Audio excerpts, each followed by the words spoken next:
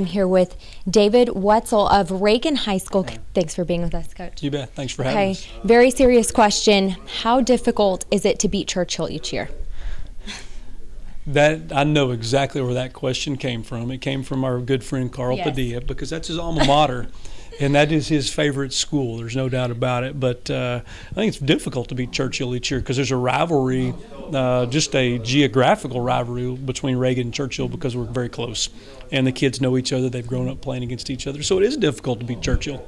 Okay. Well, that was Carl's first question. So now to the next question. Sure. You were talking about the Reagan 3-4 defense. Right. And you were just kind of telling me that even if you start in a 3-4 defense, that you said that's just verbiage. Kind of explain that to me a little bit. Well, I think it's really just, I mean, everybody needs a way to start off lining up, you know, day one with the freshmen. But I think offenses have become, you know, with the high tempo and you see a different offense each week, possibly by the people you play, you got to be very multiple on defense. Right. So we say we're a 3-4, but we get in some other looks too. And it just fits our personnel best. It fits our coaching philosophy best. But I think it's, again, semantics or verbiage. As far as the personnel on defense, what do you think is the most important thing in say, linebackers, for example? What is the most important thing that you look for in your kids? I actually talked about it in our lecture today. It's all about speed. You got to be able to run, and it's got to be football speed. Not necessarily track speed, although I think that can help. But it's got to be football speed. They got to be able to get from point A to point B and get there in a hurry, and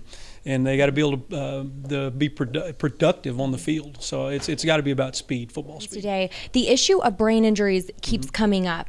I was hearing earlier they were talking about, you know, just the rise in concussions in young athletes. What is something that y'all are doing, you know, from the defensive standpoint to help prevent that? Well, I think it's one of the great things we can all do is do a great job of teaching tackling and just remind the kids about keeping our head up and hitting properly.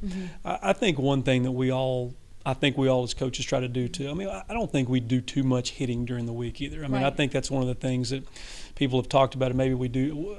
Maybe they did that years ago. I don't think we do that now. I think we all do a really good job of taking care of our kids in practice. And, you know, it's about technique, and it's about trying to make sure the kids are doing it right. But, you know, I think the equipment that we have today is good stuff. I mean, it's obviously our kids are wearing is best that money can buy.